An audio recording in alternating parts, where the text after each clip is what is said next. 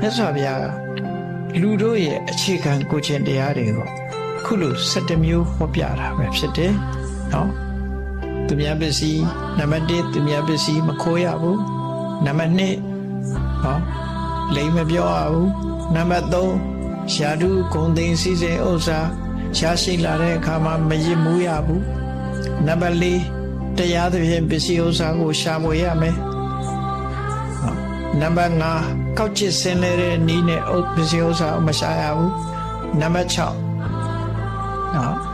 ပစ္စည်းဥစ္စာတွေရလာတဲ့အခါမှာဒီရှင်မှုမေးလျော့ခြင်းမလုပ်ရဘူးမရှင်မှုရဘူးတို့ဆိုလိုတယ်နံပါတ်9စိတ်ဓာတ်တည်ငြိမ်မှုရှိရမယ်နံပါတ်10ယုံကြည်မှုခိုင်မြဲရမယ်နံပါတ်3ကိုတယောက်တည်းကိုဘယ်တော့မှမသုံးပါနဲ့အများနဲ့မျှဝေပြီးကိုမိသားစုနဲ့မျှဝေပြီးကုသိုလ်ကောင်းမှုလုပ်ပြီးတော့လုပ်ပါကိုရှာထားတဲ့ပစ္စည်းဥစ္စာကိုကုသိုလ်ကောင်းမှုလုပ်ပါနံပါတ်10မျက်မှောက်မှာပဲဖြစ်စေ၊ကိုယ်ရမှာပဲဖြစ်စေ